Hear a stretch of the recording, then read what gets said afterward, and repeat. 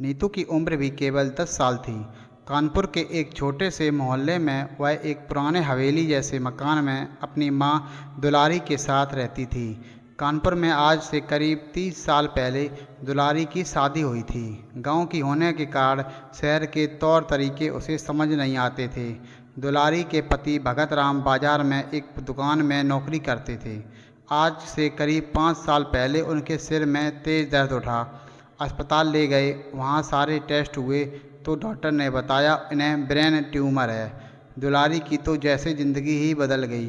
घर में रहने वाली देहाती लड़की जिसे बाहर का कुछ पता नहीं था, उसके सिर पर पूरी गृहस्थी का बोझ आ गया। साथ ही पति के इलाज के लिए पैसों का इंतजाम भी करना था। दुलारी ने किसी तरह हिम्मत करके घर से बाहर जाकर काम ढूंढा। एक दो घरों में उसे साफ सफाई और खाना बनाने का काम मिल गया। दुलारी सुबह जल्दी से खाना बनाकर और नीतू को भगत जी के पास छोड़कर घर पर काम करने के लिए निकल जाती। घरों में काम करके दोपहर को वह घर आती और पति और बच्चों को खाना खिलाकर जल्दी जल्दी 2 निवाले खाकर वापस शाम के काम के लिए चली जाती थी। इसी बीच भगत जी की तबीयत बिगड़ती चली जा रही थी। एक दिन जब दुलारी अस्पताल में भगत जी के पास बैठी तो उन्होंने कहा, दुलारी, मुझे लगता है मेरे जाने का समय आ गया है। तू नीतू का ध्यान रखना और जिस हवेली में हम रहते हैं वो मेरे पिताजी के नाम थी। कभी भी उसे मत छोड़ना। बहुत मजबूरी हो तभी मकान बेचने के बारे में सोचना। नीतू को उन्होंने बहुत प्यार किया। दुलारी बिना कुछ बोले बस रो ही जा रही थी। अगले दिन सुबह भगत जी चल बसे। दुलारी को कुछ समझ नहीं आ रहा था। आस पड़ोस के कुछ लोगों ने उनका अंतिम संस्कार कराया। किसी तरह 13वीं की गई। 13वीं के 2 दिन बाद ही भगत जी के रिश्तेदार मकान पर हिस्से का दावा करने लगे। लेकिन इन 13 दिनों में और भगत जी के आखिरी शब्दों ने दुलारी को मजबूत कर दिया। दुलारी सारी बात सुनकर सबके सामने आकर खड़ी हो गई और बोली, यह हवेली मेरे ससुर जी के नाम थी और मेरे पति उनके इकलौते बेटे थे। इस पर अब मेरा और मेरी बेटी का हक है। आप सब लोग चले जाइए यहाँ से। दुलारी की बात सुनकर जो रिश्तेदार उसे सीधा समझकर हवेली लेना चाहते थे, चुपचाप वापस लौट गए। दुलारी सुबह ही नीतू को लेकर काम पर निकल जाती और शाम तक काम करके घर आती थी।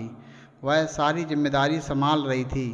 उसका एक ही मकसद रह गया था, नीतू को बड़ा पढ़ा लिखा कर काबिल बनाना। कुछ दिन बाद दुलारी पैसे इकट्ठे करके नीतू का एक स्कूल में दाखिला करा दिया। धीरे धीरे समय बीत रहा था। आज नीतू 10 साल की हो गई थी। एक दिन जब दुलारी शाम को घर आई तो नीतू ने उससे कहा, मम्मी, आज एक आदमी आया था, यह खत दे गया है। दुलारी ने कहा, बेटा ज़रा इसे पढ़कर सुना, मुझे तो पढ़ना नहीं आता। नीतू ने लिफाफा खोला और बोली, अरे माँ, ये तो इंग्लिश में है। इतनी इंग्लिश तो मैं भी नहीं जानती हूँ। दुलारी ने उससे खत ले लिया और अपने पास संभाल कर रख लिया। अगले दिन वह जिस घर में काम करती थी उसकी मालकिन से खत पढ़वाया। उन्होंने बताया कि तुम्हारी हवेली बहुत पुरानी है, सरकार वहाँ उसे एक स्मारक बनाना चाहती है। यह सुनकर दुलारी के होश उड़ गए। नहीं नहीं मालकिन, आप इसका जवाब लिख दो, हमें नहीं बेचना अपना घर, हम कहाँ जाएंगे। यह सुनकर उसकी मालकिन ने कहा, दुलारी, चिंता मत करो, मैं इसके बारे में पता करूंगी, लेकिन जहाँ तक मुझे पता है तुम्हें इसके बदले में सरकार बहुत सारा पैसा देगी। दुलारी ने कहा, मालकिन, हम पैसा लेकर क्या करेंगे, हमारा गुजारा तो हो ही जाता है। मालकिन ने उससे कहा, अच्छा, 1-2 दिन रुक जा, मैं सब पता करके बताती हूँ। दुलारी काम ख़त्म करके घर आ गई। उसे आज बहुत चिंता हो रही थी, न जाने सरकार कब उसका घर छीन ले। वह कहाँ जाएगी, नीतू का क्या होगा। 2 दिन में दुलारी बहुत परेशान हो गई। 2 दिन बाद उसकी मालकिन ने बताया, दुलारी तेरी तो किस्मत खुल गई। जानती है, इस घर के बदले तुझे करोड़ों रुपए मिलेंगे। इससे तू हमारे से भी बड़ा घर ले सकती है।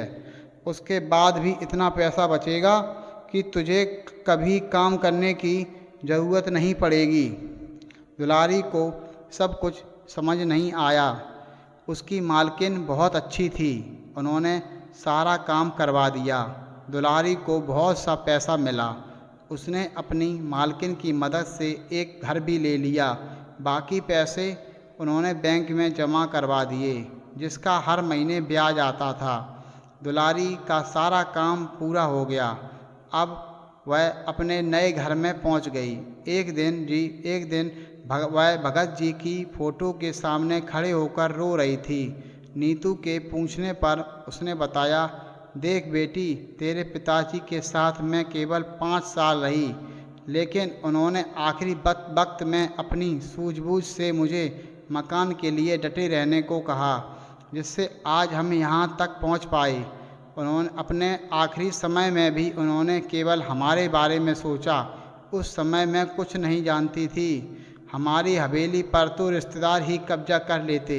यह सुनकर नीतू की आंखों से भी आंसू बहने लगे।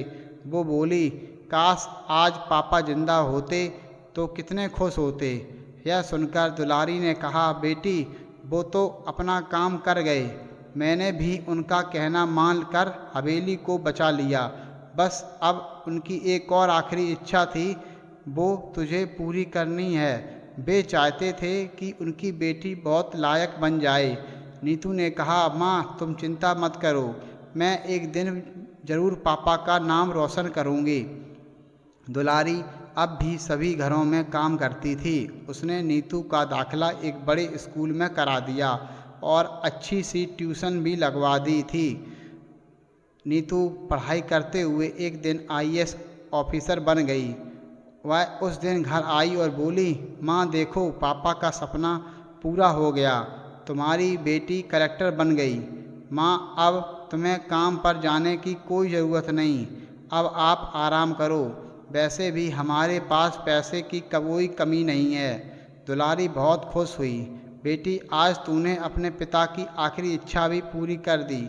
जानती है, पैसों की ज़रूरत तो बहुत पहले ख़त्म हो गई थी, लेकिन मैं काम इसलिए करती थी, जिस काम से तेरा पालन पोषण हुआ उस काम की मैं बहुत इज्जत करती हूँ। दुलारी और नीतू दोनों भगत जी की फ़ोटो के सामने खड़ी थीं। दुलारी ने कुछ देर उनसे बात की, फिर आकर पलंग पर बैठ गई। वह बोली, बस बेटी, अब मेरा काम पूरा हो गया, अब मुझे मुक्ति मिल जाएगी। यह कहकर दुलारी एक ओर लुढ़क गई।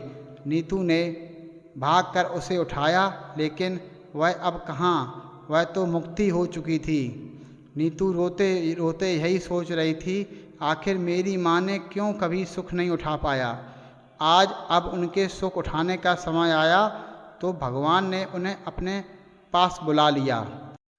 दोस्तों, आज की कहानी आपको कैसी लगी कमेंट्स में ज़रूर बताएं, और ऐसे ही हेल्पफुल और मोटिवेशनल कहानी के लिए चैनल को लाइक करें, शेयर करें, और अगर आप हमारे चैनल पर नए हैं तो प्लीज़ चैनल को सब्सक्राइब करना ना भूलें। दोस्तों, मिलते हैं नई कहानी में। Okay, bye.